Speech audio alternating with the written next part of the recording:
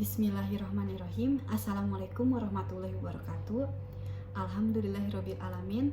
Puji syukur saya panjatkan kehadirat Allah Subhanahu wa taala atas rahmat dan karunia-Nya sehingga saya dapat melaksanakan seminar skripsi ini. Terima kasih kepada Ibu Anneke Iswani Ahmad DRA MSI selaku dosen pembimbing saya, dan terima kasih kepada Ibu Dwi Agustin Nuryani SSI MStat selaku dosen penguji 1, dan Bapak Abdul Kudus SSI MSI PhD selaku Ketua Prodi Statistika FMIPA Unisba serta dosen penguji 2 saya. Perkenalkan, nama saya Hasna, NPM 1006001170068, yang pada kesempatan ini akan mempresentasikan hasil skripsi saya yang berjudul Metode Regresi Probit Biner untuk Pemodelan Faktor-faktor yang Mempengaruhi Diagnosis Penyakit Jantung. Bab 1. Latar belakang. Statistik berperan untuk menjelaskan hubungan antara variabel-variabel yang berpengaruh terhadap suatu objek. Salah satu metode yang digunakan adalah analisis regresi. Analisis regresi merupakan suatu cara yang digunakan untuk menjelaskan hubungan fungsional antara variabel respon dengan variabel prediktor. Hubungan fungsional antara variabel-variabel tersebut akan menjadi suatu persamaan regresi. Pada analisis regresi, biasanya variabel respon menggunakan data kuantitatif. Namun, dalam kenyataannya tidak jarang menggunakan data kualitatif yang berbentuk biner. Regresi probit merupakan metode yang digunakan untuk menganalisis hubungan antara variabel respon dengan variabel prediktor, di mana variabel respon berupa data kualitatif biner dan variabel prediktor bertipe kontinu dan atau diskrit berskala nominal dan atau biner. Pada regresi probit, nilai-nilai diperoleh dari kesesuaian model dapat diubah menjadi probabilitas dengan menggunakan tabel peluang distribusi normal. Regresi probit biner dapat mempermudah manusia dalam berbagai macam bidang, salah satunya kesehatan, yaitu membantu mengetahui faktor-faktor yang mempengaruhi diagnosis penyakit jantung. Penyakit jantung atau istilah medis penyakit jantung koroner harus diperhatikan karena akan mengakibatkan fatal dan mengakibatkan kematian. Bagi manusia, jantung merupakan alat vital yang penting. Menurut WHO, selama 20 tahun terakhir tetap menjadi penyebab kematian pertama di tingkat global. Di Indonesia, kematiannya sebesar 26,4%. Identifikasi masalah dalam skripsi ini. Yang pertama, bagaimana pemodelan regresi probit biner berdasarkan faktor-faktor yang mempengaruhi diagnosis penyakit jantung. Yang kedua, bagaimana ketepatan klasifikasi faktor-faktor yang mempengaruhi diagnosis penyakit jantung. Adapun tujuan penelitian skripsi ini, yang pertama, untuk memperoleh model regresi probit biner berdasarkan faktor-faktor yang mempengaruhi diagnosis penyakit jantung. Dan yang kedua, menentukan ketepatan klasifikasi faktor-faktor yang mempengaruhi diagnosis penyakit jantung. Selanjutnya, bab 2, tinjauan pustaka. Distribusi normal merupakan salah satu distribusi yang penting dalam teori peluang, dan statistik dengan X merupakan variabel acak. Distribusi normal standar dengan rata-rata 0 dan variansnya 1 diperoleh fungsi densitas peubah acak normal standar dan fungsi distribusi kumulatif peubah acak normal standar sebagai berikut. Regresi klasik. Analisis regresi dapat memprediksi suatu nilai variabel respon dalam hubungannya dengan variabel prediktor. Dalam bentuk matriks, persamaan model regresi sebagai berikut. Perlu dilakukan uji asumsi klasik agar persamaan regresi tidak bias dan menghasilkan ketepatan yang baik. Uji asumsi yang harus dipenuhi ialah uji normalitas, uji multikoleritas, uji homogenitas, dan uji autokolerasi. Regresi probit biner merupakan suatu model regresi non-linier yang digunakan untuk menjelaskan hubungan antara variabel respon dengan satu atau lebih variabel prediktor, di mana variabel respon yang digunakan merupakan data bertipe kategori biner dan variabel prediktor bertipe kontinu dan atau diskrit berskala nominal dan atau biner. Metode probit yaitu model dengan pendekatan fungsi distribusi kumulatif. Model probit biner merupakan salah satu bentuk dari model generalis linear model. Pada pemodelan regresi probit biner menggunakan link function distribusi normal. Link function ini merupakan suatu fungsi penghubung antara variabel respon bersifat kategori dengan variabel-variabel prediktor. Pemodelan regresi probit biner dengan variabel respon yang tidak teramati memiliki persamaan berikut.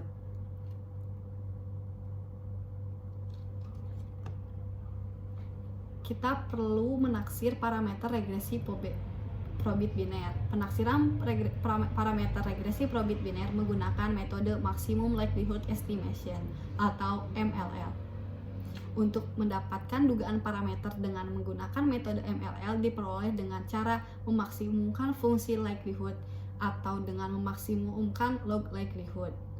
Bentuk fungsi dari likelihood sebagai berikut.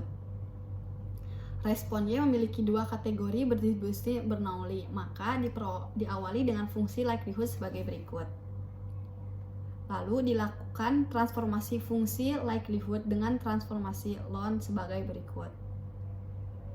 Dan menurunkan fungsi sebagai berikut. Dalam penaksiran untuk parameter beta, menggunakan metode MLL menghasilkan fungsi log likelihood yang nonlinear. Maka penyelesaian persamaan nonlinear menggunakan metode Newton-Raphson. Untuk mendapatkan penaksiran parameter beta, dapat menggunakan prosedur iterasi Newton-Raphson.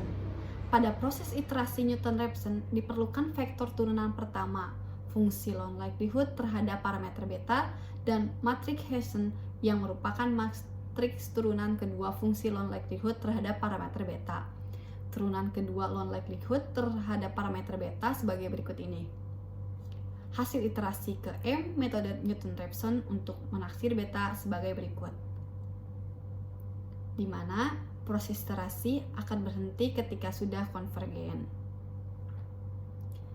Lalu dilakukan pengujian parameter secara serentak dan secara parsial, hipotesis dan statistik uji, serta daerah penolakan sebagai berikut ini.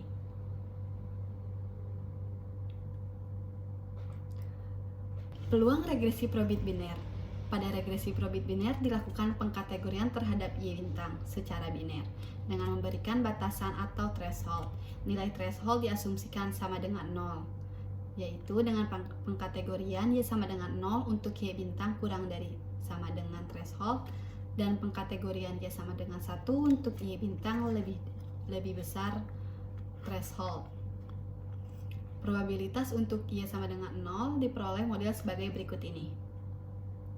Dan probabilitas untuk Y sama dengan 1 diperoleh model sebagai berikut ini. Adapun interpretasi model regresi probit biner berdasarkan efek marginal.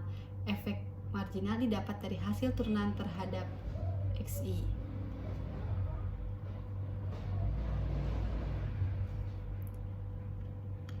Adapun harus melakukan uji kesesuaian model dengan hipotesis H0 model sesuai atau tidak terdapat perbedaan antara hasil prediksi dengan hasil observasi, dan H1 model tidak sesuai atau terdapat perbedaan antara hasil prediksi dengan hasil observasi dengan statistik uji sebagai berikut. Daerah penolakan pada uji kesesuaian model yaitu tolak H0 jika D lebih besar dari C kuadrat, atau tolak H0 jika p-value lebih besar dari alfa, di mana alfa menggunakan 5%. Ketepatan klasifikasi. Ketepatan klasifikasi merupakan salah satu alat ukur untuk mendapatkan model terbaik yang mampu memprediksi secara akurat. Untuk mengukur kesalahan klasifikasi dapat menggunakan confusion matrix untuk menghitung tingkat kesalahan klasifikasi atau APAR. Rumus untuk menghitung tingkat kesalahan klasifikasi atau APAR dan ketepatan klasifikasi sebagai berikut. Penyakit jantung. Penyakit jantung merupakan penyakit tidak menular, penyakit yang disebabkan perilaku dan lingkungan yang tidak sehat. Penyakit jantung atau dalam istilah medis penyakit jantung koroner merupakan kondisi di mana adanya penyempitan pada pembuluh darah koroner sehingga otot jantung kekurangan darah karena kerusakan lapisan dinding pembuluh darah. Penyakit jantung koroner disebabkan oleh aterosklerosis. Aterosklerosis merupakan keadaan penumpukan plak di dalam pembuluh darah. Plak yang menimbun membuat penyumbatan pembuluh darah dan pecah, maka menyebabkan serangan jantung. Serangan jantung terjadi apabila plak menutupi pembuluh darah, jantung menjadi kekurangan darah dan tidak mendapatkan oksigen. Maka dari itu, harus mengetahui faktor apa saja yang menjadi penyebab penyakit jantung supaya mencegah memburuknya penyakit yang telah diderita.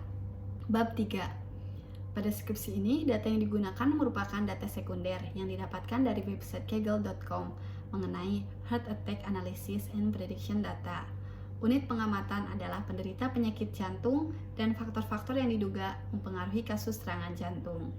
Adapun variabel penelitian dalam preskripsi ini. Y merupakan diagnosis penyakit jantung, di mana kategori 0 merupakan lebih kecil kemungkinan terkena serangan jantung dan 1 lebih besar kemungkinan terkena serangan jantung.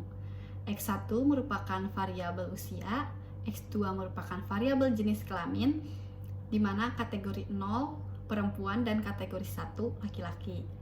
X3 merupakan variabel tekanan darah, X4 merupakan variabel kolesterol, X5 merupakan variabel gula darah yang bertipe kategori di mana 0 adalah di bawah 116 mg/dl dan 1 merupakan di atas sama dengan 120 mg/dl. X6 merupakan variabel hasil elektrokardiogram yang bertipe kategori 0 normal, 1 perubahan segmen ST dan gelombang T, dan 2 kemungkinan atau pasti hipertrofi vertikal kiri.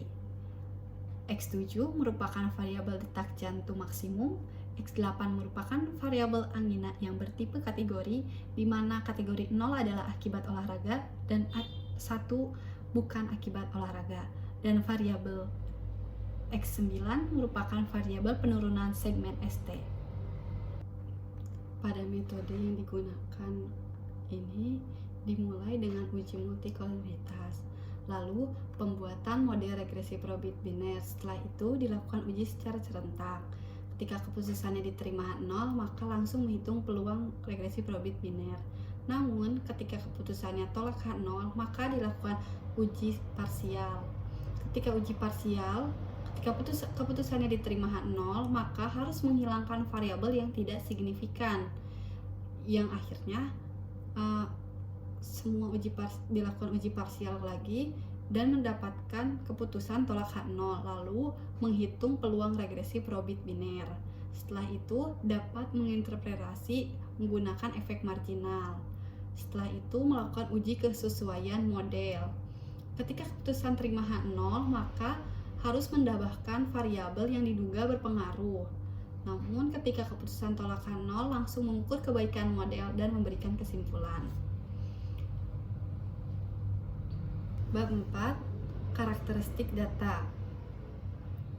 Berdasarkan gambar, diketahui bahwa dari 303 pasien penderita penyakit jantung, lebih banyak pasien yang didiagnosis lebih besar kemungkinan terkena serangan jantung, yaitu sebanyak 165. Perempuan lebih sedikit yang terkena penyakit jantung, yaitu 96 orang, sedangkan laki-laki yang menderita penyakit jantung lebih banyak, yaitu 207 orang. Pasien yang diperiksa gula darah puasa. Pasien yang diperiksa masih banyak yang di bawah 116 mg/dl.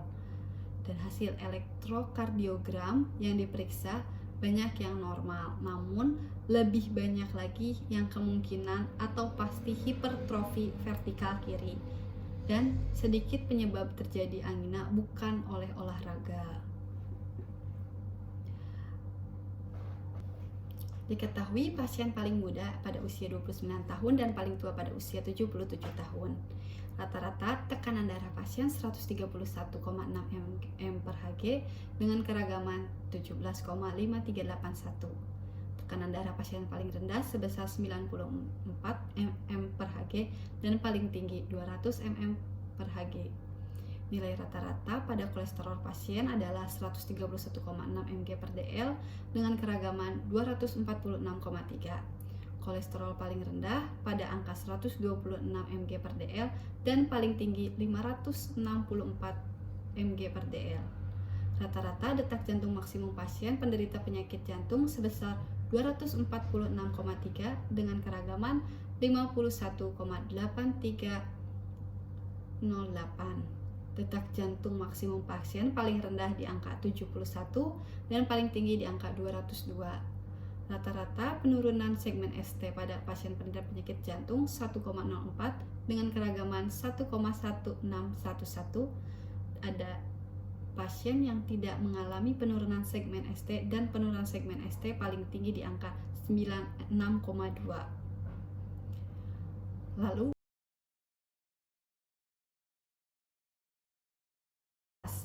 sebelum melakukan pemodelan regresi probit biner, dilakukan uji multikolinitas untuk mengetahui apakah terdapat hubungan yang linier antara variabel-variabel prediktor. Pengujian multikolinitas dilakukan dengan nilai VIF pada variabel-variabel prediktor menggunakan software RStudio sebagai berikut ini. Nilai VIF kurang dari 10, maka tidak terdapat multikolinitas pada masing-masing variabel prediktor. Artinya, tidak terdapat hubungan yang linier antara variabel-variabel prediktor, maka dapat dilakukan pemodelan regresi probit menggunakan seluruh variabel. Pembentukan model regresi probit biner. Model regresi probit biner yang telah dihitung menggunakan software RStudio sebagai berikut ini.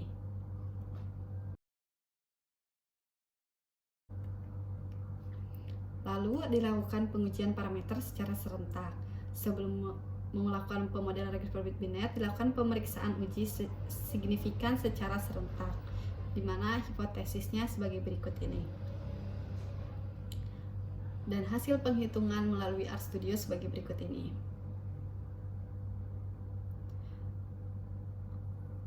Karena hasil perhitungannya lebih besar dari 16,919, maka keputusannya H0 ditolak. Artinya, minimal ada satu variabel prediktor yang signifikan memberikan pengaruh terhadap diagnosis penyakit jantung. Setelah pengujian parameter serentak, dilakukan pengujian parameter beta parsial untuk mengetahui variabel prediktor mana yang mempengaruhi terhadap variabel respon dengan hipotesis sebagai berikut, menggunakan statistik uji parsial menggunakan uji Word. Dari hasil perhitungan RStudio didapat 5 variabel prediktor yang signifikan terhadap diagnosis penyakit serangan jantung, yaitu variabel jenis kelamin, kolesterol, detak jantung maksimum, angina, dan penurunan segmen ST. Variabel prediktor yang signifikan akan digunakan untuk membentuk model regresi probit biner. Model regresi probit biner setelah menguji parameter secara serentak dan parsial, dilakukan pemodelan terhadap variabel-variabel yang signifikan. Model regresi probit biner dengan variabel jenis kelamin, kolesterol, detak jantung maksimum, angina, dan penurunan segmen ST dengan persamaan sebagai berikut ini. Persamaan probabilitas pasien dalam kategori lebih kecil kemungkinan terkena serangan jantung sebagai berikut ini. Persamaan probabilitas pasien dalam kategori lebih besar kemungkinan terkena serangan jantung adalah sebagai berikut ini. Berikut ini ada contoh pada salah satu pasien laki-laki di mana kadar kolesterol 233 mg/dl dan memiliki detak jantung maksimum sebesar 150, angina akibat olahraga dan terjadi penurunan segmen ST sebesar 2,3, maka nilai probabilitasnya sebagai berikut ini. Pada pasien tersebut didiagnosis lebih kecil kemungkinan terkena serangan jantung karena nilai probabilitasnya lebih besar pada kategori 0 dibandingkan dengan kategori 1. Salah satu efek marginal pada variabel jenis kelamin sebagai berikut ini.